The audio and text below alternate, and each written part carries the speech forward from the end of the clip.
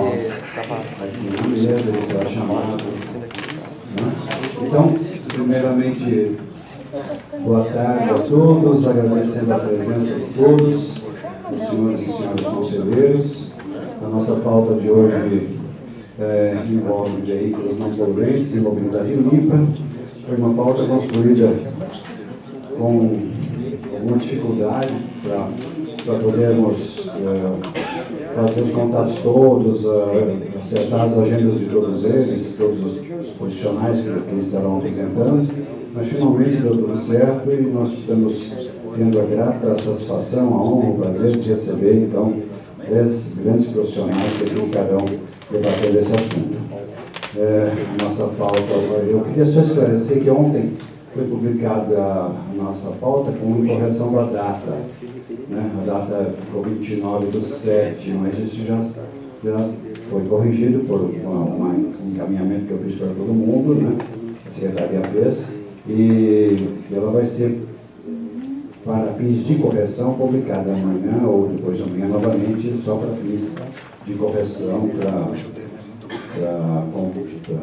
futura confirmação histórica de quando é que aconteceu efetivamente a nossa reunião. Muito bem. Eu quero convidar, então, para compor a mesa, a nossa vice-presidente, a doutora Bia Gerda. Está aí? Quero também convidar para compor a mesa o doutor Renato Polvia Silva, gerente de inovação da Secretaria de Energia.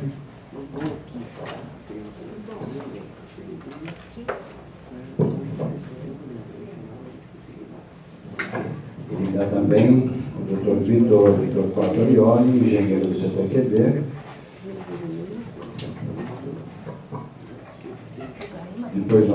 Depois da apresentação deles, nós teremos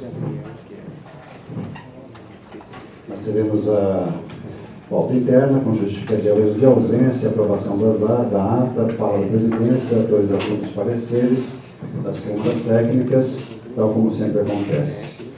Eu queria também solicitar que assim que o secretário chegue, vocês me avisem, para eu poder cumprir a tarefa de convidá-lo para a mesa.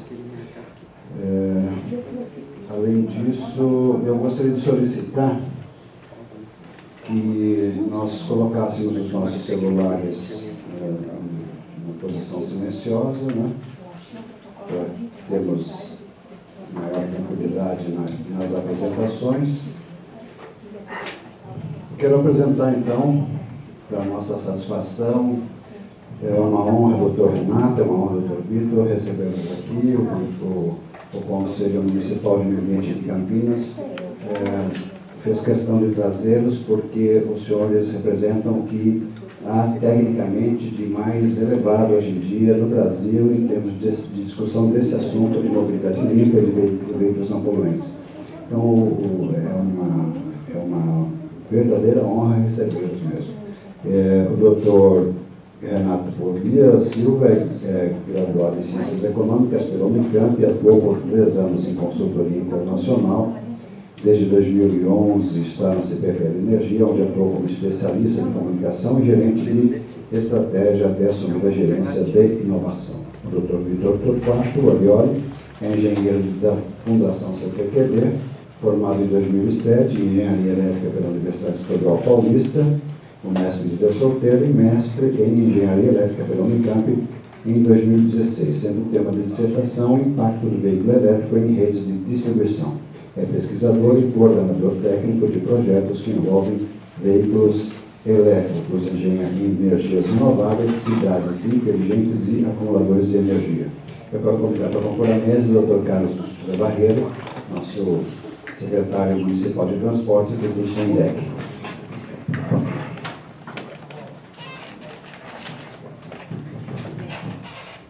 A ideia dessa palestra surgiu num encontro meu um dia no banco com o Dr. Barreiro. Eu disse, Dr. Barreiro, se o senhor pudesse fazer a gentileza de nos fazer uma palestra, nos brindar com uma palestra lá no Condema, ele prontamente acedeu e disse da sua total disponibilidade para que isso acontecesse. Era só acertar as agendas e como nós tivemos a felicidade de contar então com essa concentração das pautas das agendas dos três hoje para que isso pudesse acontecer. O Dr. Carlos José Barreiro é graduado em Engenharia Elétrica pela Escola de Engenharia de São Carlos da USP, foi diretor de operações comercial, presidente e diretor superintendente de diversas empresas, desenvolvendo e implantando modelos de gestão, gerenciamento, grandes investimentos e otimizando processos de negócios. Desde 2013 exerce a Secretaria de Transportes e a presidência da INDEC. É uma honra, um prazer recebê-lo aqui do Muito bem, sem mais delongas, vamos passar então à primeira apresentação. Posso fazer pelo Dr. Vitor, tudo bem? Porque nós pensamos em termos de didática, a apresentação do Dr. Vitor é mais didática mesmo, de mostrar o que são os veículos não poluentes, qual é o conceito disso, né? Qual é o conceito de mobilidade limpa. Então isso vai ser a apresentação dele primeiro, para que depois nós podemos, já sabendo do que estamos tratando, acompanhar com maior qualidade e as demais apresentações. Eu vou, se o senhor me permite, eu vou desfazer a mesa para que nós possamos acompanhar lá embaixo a sua apresentação. Tem a palavra o doutor Vitor Torquato Ariel.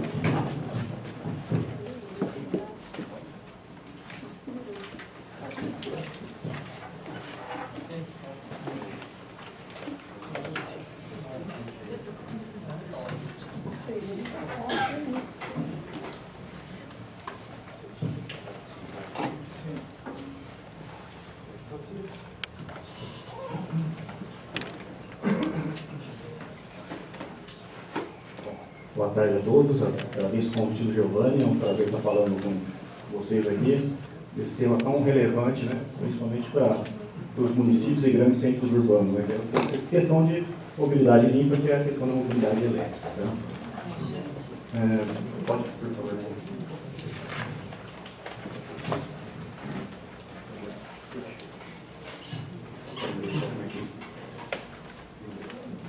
Bom, só para quem não conhece, nosso PQD é um centro de pesquisa que está localizado aqui em Campinas já há 41 anos. Fica ali no Polo 2 de alta tecnologia, junto com outras empresas de tecnologia também. A gente tem mais de 300 clientes, tanto no setor de utilities quanto petrolíferos, bancários, diversas prefeituras, vários tópicos que a gente trabalha lá. Atualmente temos praticamente 1.000 colaboradores, dentre esses 375 são pós-graduados. Acho que está correndo parte do slide. Opa! Não? Então, tinha outros números aqui embaixo. Bom, por que estudar veículo elétrico, mobilidade elétrica? No Brasil, realmente, a gente não vê tanto ainda essa tecnologia nas ruas, mas é uma tendência de crescimento no mundo. Né? Tem vários estudos que mostram isso. Só para ter uma ideia, né? Qualquer curva de crescimento esperado, aqui é motor a combustão, o veículo puramente elétrico, o veículo híbrido e o total de veículos elétricos, percentual de vendas. Né? A gente consegue ver que esse crescimento dele não é linear, não é baixo. A quantidade ainda é pequena, mas é muito expressivo em termos percentuais. É uma tecnologia que veio para ficar e substituir as tradicionais que a gente encontra atualmente. E qual foi sempre o grande gargalo do veículo elétrico? A bateria. A bateria sempre foi cara, baixa densidade de energia, ou seja, você precisa de muita bateria para você ter uma autonomia longa. E essas novas tecnologias de lítio, principalmente, são muito caras. Só que o que a gente consegue ver nos últimos anos, e por isso que tem essa tendência de crescimento alto, é o custo da bateria de lítio também cair. O foco principal das pesquisas é para veículo elétrico, que é a grande demanda, só que não usa só essa bateria para veículo elétrico. Tem muitos outros fins aí que ela pode ser utilizada. Então, a tendência é que o preço caia cada vez mais e se torne cada vez mais competitivo o veículo elétrico frente ao motor a combustão. Quais são as principais vantagens do veículo elétrico, né? O 100% elétrico, que a gente vai ver mais adiante o híbrido também. Ele não tem ruído acústico na tração. Se você liga um carro, quem já conheceu um carro elétrico, você liga, todo mundo, já ligou? Geralmente já está ligado, isso não ouve nada. Na rodagem, claro, tem barulho de pneu, tem atrito com vento, tem outras questões que realmente aumentam, mas no modo ocioso ele é sem ruído. No seu uso, ele não tem emissão, ele não emite poluentes também, diferente do motor a combustão. Tem muitas questões que falam, para você conduzir o carro elétrico, principalmente a bateria, se gasta muita energia, é na China, que a matriz é carvão, então realmente gera muita poluição, mas é muito longe dos grandes centros urbanos, de onde fica realmente a maioria da população. A geração de energia também, para carregar o veículo elétrico. No Brasil a gente tem uma matriz, na grande maioria, energia limpa. Então a gente tem uma vantagem muito maior do que outros países do mundo que já estão usando em massa esses veículos. O desempenho dele é superior, principalmente pela questão do motor elétrico. O motor elétrico ele é muito, questão técnica, muito superior, tanto em manutenção quanto em desempenho, mesmo a motor a combustão, que já tem um torque com uma rotação baixa, então você já pisa, você já consegue a resposta imediata dele, não precisa de caixas de engrenagem, toda aquela mecânica toda para a sua operação. Ele tem o menor custo por quilômetro rodado, a gente vai ver mais adiante alguns exemplos. Diferente também, o abastecimento dele, a gente pode carregar em casa, você não precisa ficar indo em postos toda semana, todo dia, você deixa na sua casa durante a noite, você consegue fazer a recarga. Claro, em momentos especiais, como necessidade, vai ter que ter a infraestrutura pública, mas isso é uma das grandes vantagens também. E só para nivelar um pouco o conhecimento, não sei se todos já sabem realmente dessa tecnologia, tem o veículo totalmente elétrico e o veículo híbridos. Os híbridos já estão difundidos aí no mundo, tem desde 94, tem o Prius, que é muito vendido, no Brasil ele está cada vez mais em uso. Né? O híbrido, que a gente vê muito do Prius aqui, você não carrega a bateria dele pela rede elétrica. É o próprio motor a combustão que joga energia para a bateria.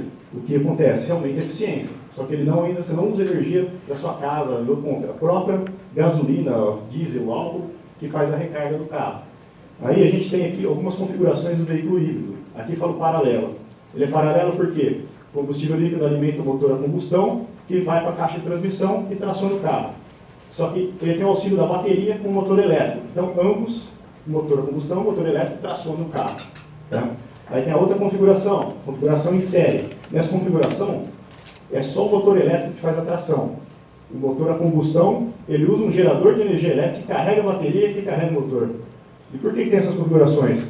E aí o híbrido paralelo, né? Série paralelo. Aquele que precisa de uma inteligência maior, sempre para verificar qual que é o ponto que eu tenho máximo desempenho, qual a rotação, qual a arrancada. Então tem toda uma inteligência dentro desses carros para determinar o momento de usar motor a combustão, motor elétrico, ver o estado de carga da bateria, tem vários pontos, né?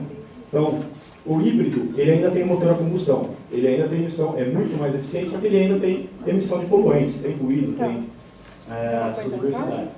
Já o carro totalmente elétrico, você tem a bateria, claro, isso aqui é uma arquitetura básica, né? Uma bateria, um motor elétrico e traciona o carro. Então você carrega a bateria por energia, uma fonte externa de energia, e já usa ela para fazer a tração. Tá? Por isso que aqui ele é totalmente limpo na operação, só tem emissão de poluição, não tem queima de combustível. Ainda nessa linha, né, quais são os níveis de hibridização que a gente tem? Tem o micro que a gente fala, start-stop, que a grande maioria dos carros hoje, mesmo os populares, vem com essa tecnologia. Ele tem um motor elétrico melhor dentro do carro, ou seja, dentro do alternador.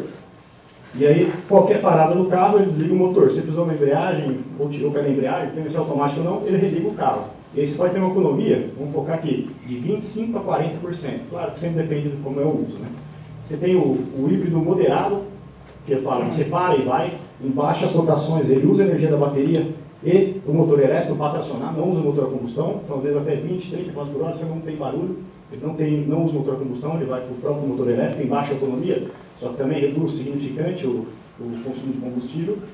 Tem o híbrido total, aí aqui tanto o motor elétrico quanto a combustão, aí seria aquelas configurações anteriores, tem uma inteligência para saber qual que realmente vai tracionar o carro, sem trabalhar no ponto ótimo. Aí você pode chegar a ter uma redução de até 40%.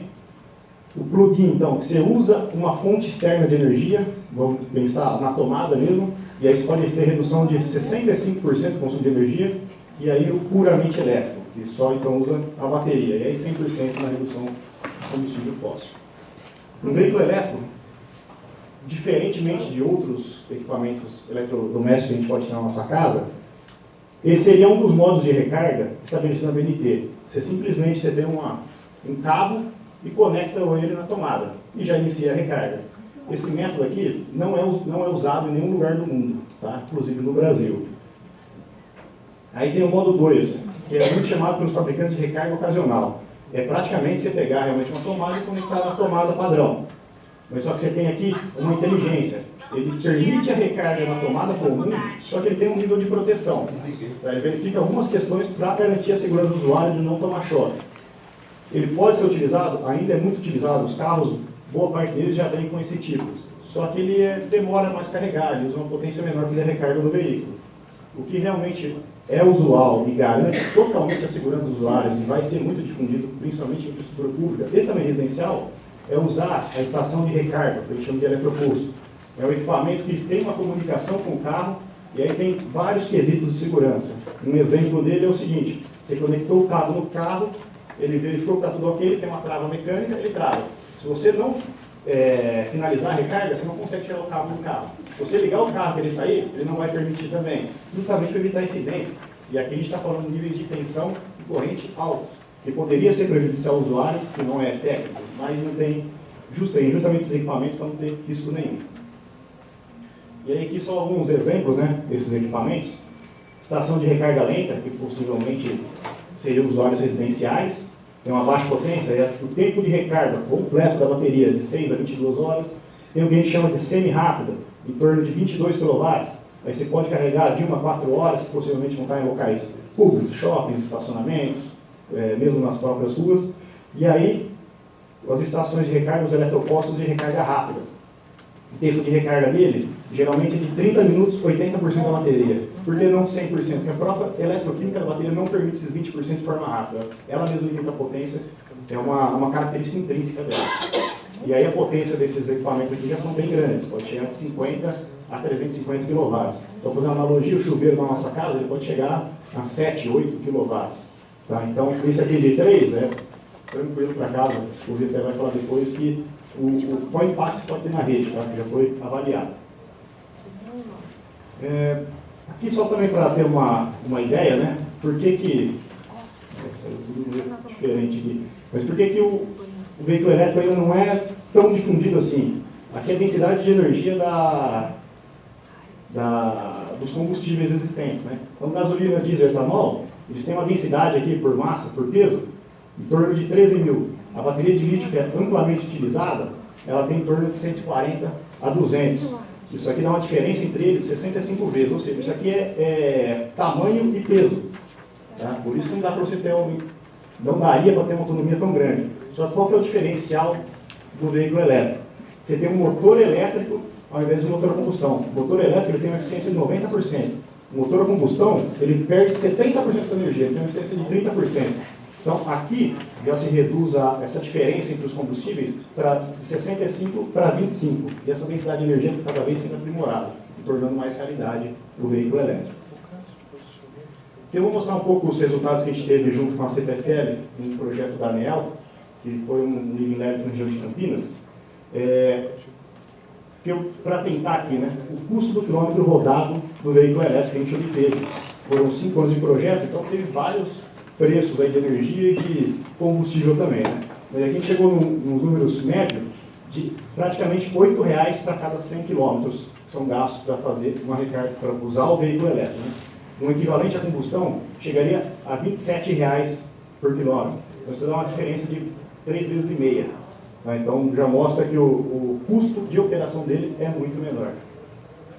Aqui é um outro projeto que a CPQD fez também, em Fernando de Noronha. A gente deixou um carro lá rodando por 14 meses e lá o combustível é muito mais caro que aqui, né, que lá é uma ilha, então para chegar é muito mais caro e a energia é mais barata. Por isso que lá ele é mais vantajoso ainda, tem 80% de economia. Né? Lá a gente chegou num custo de quilômetro rodado no elétrico, R$ 18,00, mas com gasolina seria R$ 94,00. E lá também é bem menos eficiente, porque as condições da estrada, tem muita subida, temperatura alta, então o carro fica menos eficiente. Por isso que esse custo aqui do elétrico dele ficou maior. Tá? Então, nesses dois projetos, a PQD viu que realmente não são dados de folheto, de fabricante, são dados de operação mesmo, dados reais de uso e muitos quilômetros aí que foram utilizados. Mostra o custo do veículo elétrico é muito menor do que a combustão. E até em Fernando de Noronha ainda, por usar uma matriz térmica lá, queima diesel, 10 mil litros de óleo diesel por dia para gerar energia elétrica para a ilha, foi instalado lá um sistema fotovoltaico para alimentar o carro elétrico. Então lá realmente o uso dele é totalmente limpo, sem emissão de poluentes lá dentro da ilha. Bom, qual que é a nossa visão assim, das barreiras para a difusão do veículo elétrico. A gente vai comentar um pouquinho. Autonomia, realmente o carro, a combustão, você pode chegar aí, tem alguns carros 500, 600, 700 km de autonomia, aquela segurança mesmo do usuário, de tirar o carro da garagem, chegar onde você quer.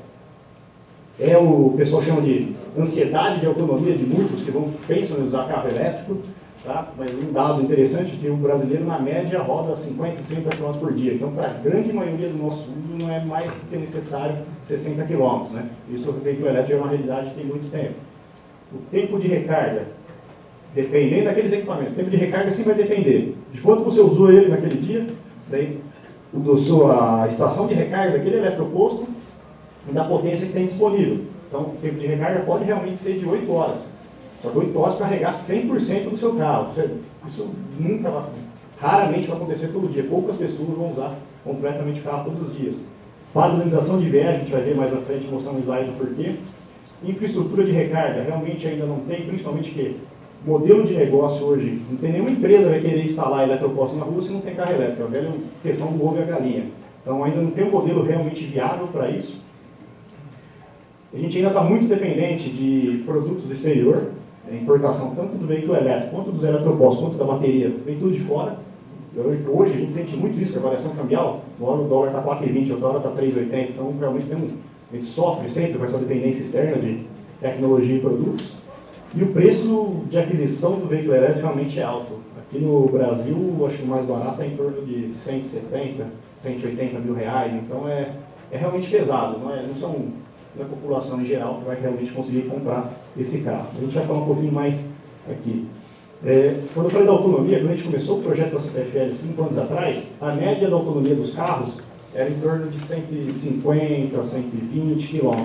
Hoje, esse levantamento que a gente fez, a média dá 285, sendo que tem carro que vai de 500 km, o menor aqui 202 e o máximo aqui praticamente 500 km. 500 km é praticamente um carro a combustão, que é pouco eficiente, que a gente tem aí rodando. E aqui tem os tempos de recarga deles também, não vou conseguir falar tudo sobre isso, mas a gente pode ver que ele pode ser tanto 40 minutos quanto 7 horas, depende da sua necessidade, depende da sua infraestrutura de recarga. Padrões de plugs e conectores, isso aqui é a velha questão da tomada brasileira. Até hoje no mundo não está padronizado, por incrível que pareça. Esse é um ponto que é mecânica, tem uma questão de eletrônica, mas é uma dor de cabeça ainda, mundialmente. Já tem regiões que já definiram. Estados Unidos, por exemplo, ele definiu que é esse padrão para recarga lenta e esse padrão para recarga rápida. Na Europa, é esse padrão para recarga lenta, esse padrão para recarga rápida. Na Ásia, usa esse padrão para recarga rápida e esse padrão para recarga lenta. No Brasil, como a gente tem montadora do mundo inteiro e ainda não temos o poder de falar assim, vai ser tudo desse padrão. Então, realmente é uma questão que a gente, tanto se peguei quanto o CPFL, tenta brigar bastante para definir um padrão. Né? Quando chegar, que nem até hoje, né? Eu pelo menos sofro até hoje, né? O padrão nosso de recarga trocou lá, a gente tem equipamento mais antigo, sofre bastante com isso. Isso aqui também dificulta a implantação da infraestrutura de recarga. Quando eu for instalar uma infraestrutura de recarga, qual o padrão que eu coloco? Tem que definir qual carro vai ser comprado, qual é o modelo dele para poder instalar. Então, esse é um dos pontos que tem que ser definido realmente rapidamente aí pelo país. Já entrando aqui, quais são os principais motivadores, né, para a questão de mobilidade elétrica? O mundo inteiro tem principalmente o Acordo de Paris, né, para reduzir os impactos climáticos, com foco na redução de CO2, que impactam no efeito estufa e causam aquecimento global. O foco principal realmente dos países estão nesse ponto. E o veículo elétrico, a questão do transporte, está sendo um dos itens prioritários deles. Inovação tecnológica, principalmente que Campinas é conhecido por ser um polo de tecnologia, apesar de lá fora estar sendo feito muito desses estudos, ainda tem muita pesquisa em andamento. Tem que começar a estudar quanto antes. Focar realmente em pesquisa, ainda tem muitas oportunidades, não só na automotiva, eletroeletrônica, energia, nesse ambiente de mobilidade elétrica. Ainda está fazendo muita coisa, pesquisar muita coisa, para a gente ter os nossos produtos, querendo ou não, tropicalizados. Não é se a gente, no próprio projeto da CPFL, a gente teve dificuldades. Com equipamentos que vêm lá de fora e não atendem nossas características aqui brasileiras. Então não é simplesmente importar e usar aqui. A gente tem que realmente ter o conhecimento nacional e desenvolver produtos aqui. E aí uma outra questão que é um dos motivadores, né, para a mobilidade elétrica é a questão de saúde pública. Os veículos convencionais emitem material particulado e gases nocivos passou diretamente na população. Isso aqui, diferente de indústrias que estão, às vezes, afastadas da cidade, aqui não, é realmente na cara das pessoas que a gente vê aqui na rua, principalmente nos grandes centros urbanos, locais que tem trânsito. Então, isso aqui é um dos outros motivos. Já o veículo elétrico é uma ferramenta totalmente poderosa no combate à poluição do ar. E outro quesito, poluição sonora também. Vou entrar um pouco mais nesses detalhes mais adiante. Aí até o Giovanni nos pediu, né, como é que o poder público pode incentivar a adoção de mobilidade elétrica. Como a gente viu, carro ainda realmente é caro, não tem jeito. É necessário. É forte falar isso, mas os países que estão tendo realmente uma penetração maior no mercado estão dando muitos incentivos fiscais, financeiros para a população que adquire o carro, que eles veem na questão de sustentabilidade, saúde pública, todos esses quesitos. Criação de programas pilotos, como já a CPFL fez, para realmente a população conhecer a mobilidade elétrica, ver seus benefícios, introduzir nas pessoas e aí sim ir adotando essa tecnologia. Incentivo para a criação de infraestrutura mínima inicial de recarga pública. Campinas a gente é até privilegiado por questão CPFL, que já temos uma infraestrutura boa, pode atender nos próximos 5 anos. Temos alguns eletropostos instalados. Financiamento e incentivos para a instalação de eletropostos em pontos comerciais e estacionamentos. Já realmente o pessoal que for comprar, já comprar e saber onde tem esses locais. Lá, no centro comercial, tem no shopping, tem infraestrutura lá para deixar o carro carregando. Aí aqui é seguir pelo exemplo, uso de veículos elétricos por órgãos públicos. Para o poder público começar a usar carro elétrico, mostrar que realmente tem benefícios, que é uma tecnologia boa e que veio para ficar. Então, nos seus processos também começar a utilizar. E aí parcerias públicas privadas, também é muito feito no mundo, para promover a mobilidade elétrica. Mas também tem os não financeiros, que acho que está até mais no domínio principalmente dos municípios, né? Permitir somente veículos elétricos ou um percentual, ou alguma coisa do tipo, vocês acho que vão saber muito mais do que nós propor esses temas, nos centros da cidade, para evitar que onde tem a maioria da população tenha muita circulação de motores a combustão. Ter estacionamentos exclusivos, como temos para outros prioritários também, para quem tem carro elétrico, até realmente a tecnologia vingar, todo mundo começar a adotar e não tem mais necessidade para isso. Faixas exclusivas, quem tem carro elétrico pode usar faixa de ônibus, faixa de táxi, alguma coisa desse tipo. E aí ter diretrizes também para a inserção de eletropostos locais públicos, novas edificações, códigos municipais, estaduais, coisa do tipo, incentivem, vai ter um novo shopping, 10% das vagas tem que ser para veículo elétrico.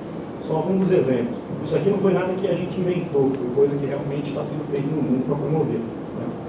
E aí um ponto que eu queria destacar, né? Os incentivos não são somente benéficos para os fabricantes e quem está comprando o carro elétrico, isso é um benefício para toda a população. Né? Aí eu fui atrás de alguns estudos aqui que mostram os gases emitidos pelos automóveis convencionais, né? Usando tantos combustíveis, gasolina, diesel e álcool.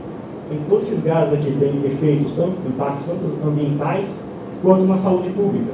Eu que tenho problema respiratório, eu sempre sofri muito com São Paulo, principalmente, né? Porque lá a gente consegue enxergar o ar, né? Então, tem muita questão aqui, todos esses veículos, tanto gasolina quanto álcool, que realmente é mais benéfico para CO2, porque a produção da cana-de-açúcar, você minimiza esse impacto de CO2, mas mesmo assim, questão de material particulado, de combustão, de todos esses outros gases aqui que eu não conhecia tanto, também fazem mal para a saúde pública.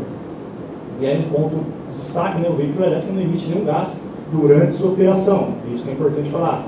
Tem muitos estudos de análise de ciclo de vida do veículo elétrico que mostra que pode produzir tanto CO2, tanto material particulado, quanto o carro a combustão. Só que a questão eles ficam longe dos grandes centros urbanos, é muito mais fácil de você controlar. Às vezes não vai, a bateria fabricada na China, o problema da China, não sei, ela tem realmente que controlar lá. Mas no país a gente não teria esses problemas. Se tiver produção aqui, tem que ter metas, controles ambientais para todo esse sentido. Aí eu não achei estudo na cidade de Campinas quanto a isso, tá? Mas eu procurei um pouco na cidade de São Paulo, que ônibus e caminhões são 5% da frota lá de São Paulo, mas eles respondem por metade da poluição. Então aqui já acha um problema o qual tem que ser atacado. 90% da poluição atmosférica na cidade é gerada pelo setor de transportes. São diferentes estudos, tá, em São Paulo. Aí tem alguns números, que é difícil ver a confiabilidade, mas de órgãos competentes. 4.000 pessoas morrem anualmente em São Paulo em decorrência de poluição atmosférica. No Brasil, praticamente 26 mil em 2012, segundo a OMS. Tá? E a qualidade do ar não for revisada, a poluição deve ser causada entre 250 mil mortes precoces até 2030 no estado de São Paulo, com internações hospitalares, dispêndio público, todas essas questões que envolvem a questão de saúde pública. E aí, diversos estudos internacionais, eu achei bem completo e interessante, que ele foi em alguns pontos primordiais. É o estudo da Associação, traduzindo literalmente, a Associação dos Pulmões lá, dos médicos americanos, médicos de pulmão americano, eles fizeram um levantamento de qual é o impacto realmente desses materiais que os veículos elétricos emitem. Em 2015, os danos atribuídos aos veículos passageiros em 10 estados totalizaram 37 milhões em custos combinados, tanto impacto nos custos de saúde quanto impactos climáticos. Nesse valor, os custos de saúde totalizaram 24 bilhões. E esse custo, eles não totalizam só de questão de mortes, né? Também tem 220 mil dias de perda de trabalho. Quem fica doente, vai para o hospital, pega atestado médico, tudo, não vai trabalhar. Se não vai trabalhar, ele deixa de produzir, então deixa de virar receita para a cidade, para a empresa, para todo mundo. Então, também tem esse impacto. 109 mil agravações de asma, pelo visto, é um dos principais casos aí. Centenas de milhares de outros impactos na saúde respiratória. Aí também, 2.580 mortes prematuras. Daí que eles fizeram esse gráfico, se convertesse 65% da frota para elétricos até 2050, eles economizariam 20 bilhões anuais com saúde. Tá? E aqui, saúde em vermelho, climático em cinza. Em climático também eles reduziriam bastante aqui. Então não é só avaliar os custos de instalação, de uso do veículo elétrico, mas também o contexto como um todo, saúde pública, impactos climáticos, tudo que pode estar relacionado e fazer bem para a população. Aqui foi uma licitação que teve em São Paulo, e o pessoal do Greenpeace fez uma compilação de ônibus público em São Paulo. Teve proposta de ônibus a diesel, ônibus híbrido, elétrico e biodiesel. Tá? Aqui tem vários tipos de custo, mas vamos chegar aqui no final, né? Custo global depois de 15 anos. Tá? A gente vê que o elétrico, ele tanto ficou abaixo do combustão, quanto ficou acima, depende do fabricante que está. Isso realmente faz parte, né? Aí tanto o híbrido quanto o biodiesel sempre ficou acima aqui, a questão do custo global. Entretanto, depois daquele slide anterior, né, percebi que não são considerados gastos evitados com saúde pública e impactos climáticos. Querendo ou não, é da população também, é da cidade que tem esses gastos. Né? Então, no processo de licitação, às vezes muita gente acha que é sustentável, é bonito. Não, porque dessas questões climáticas e de saúde pública também, que beneficia todo mundo. Bom, a questão de poluição sonora também. Alguns índices aqui tem 55 dBA, já causa desconforto acústico, e a capacidade, e 60 dBA, você perde concentração no andamento das suas tarefas no dia a dia. O ruído, então, incomoda as pessoas e faz a gente se tornar improdutivo. Tá? Então, ele causa impacto no nosso cotidiano, impactos socioeconômicos e é responsável pelo efeito nocivo à saúde. Tá? Perda de audição, até doenças vasculares aqui que podem ocorrer. E aí, um estudo interessante também que eu consegui pegar, uma simulação de qual que é o ruído emitido por um veículo elétrico e um veículo a combustão. Até 30 km por hora, a gente percebe que o veículo elétrico realmente ele tem um ganho absurdo. Tá? E aqui o vermelho é a combustão. Mas aí conforme vai aumentando a velocidade, aí o mesmo motor a combustão, você não está mais acelerando aquela forma toda, então não faz tanto ruído. Em estradas, então, ele já começa, ou grandes avenidas que não tem tráfego, eles já começam a ficar quase iguais. Então a gente vê que o grande benefício nessa poluição sonora é em ruas, centros urbanos, que você realmente tem uma baixa velocidade no tráfego de carros. Bom, chegando quase no fim aqui, fazer com a bateria ao final da vida útil. Também tem uma questão ambiental, né? O que a gente faz com a bateria? Veículo elétrico, gerar um monte de lítio, bateria de celular, vocês sabem, não tem uma política nacional para fazer descarte. Muitas vezes a gente pega a bateria aqui e manda para outro país por navio para poder fazer descarte desses itens. Ainda é realmente um mercado incipiente, não permite muitas empresas reciclem lítio, porque é caro e não tem tanta demanda. Apesar de ter bastante celular, ainda não é tanto. Se realmente o veículo elétrico vingar, vai ter muita bateria de lítio aí para ser reciclada e reaproveitada. Tá? Mas ainda é um processo caro, ninguém achou todo lugar para poder fazer isso de forma barata. Mas conforme tem a demanda, vai ter investimento em cima, com certeza vamos cobrir. Isso não é um problema para agora, é a médio e longo prazo. Vai ser a bateria do carro, os fabricantes estão dando 10 anos de garantia, ou 200, 300 mil quilômetros, se não me engano. Então ainda não é a curto prazo que a gente vai ter esse problema. E claro, devem ser criadas políticas ambientais para essa questão, para a questão da logística reversa. Só que aí também, a bateria do veículo elétrico, o ambiente de uso da bateria do veículo elétrico é muito agressivo. É muita aceleração, desaceleração, então para a bateria você reduz a vida útil dela. Então, muitos estudos mostram Porque dá para você pegar essa bateria no fim da sua vida útil e usar em outra aplicação. Backup de estação telefônica, uso com energias renováveis para incentivar cada vez mais, até armazenamento residencial.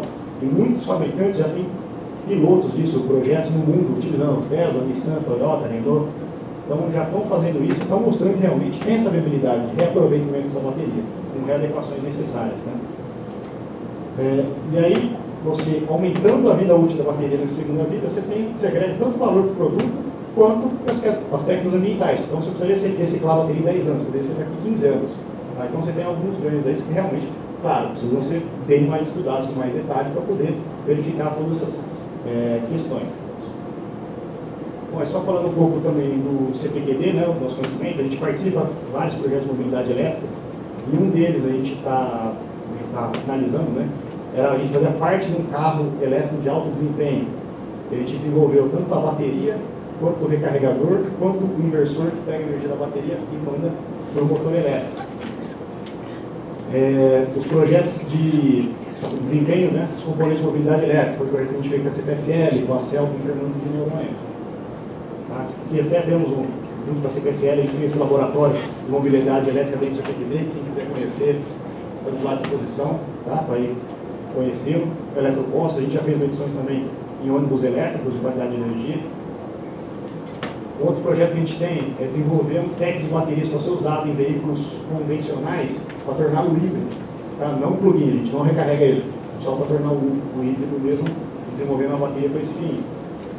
E aí a gente também está para começar um projeto em parceria com a indústria de eletrônica do Brasil para desenvolver essas estações de recarga, tanto lenta quanto rápida. Bom, pessoal, é isso. Obrigado.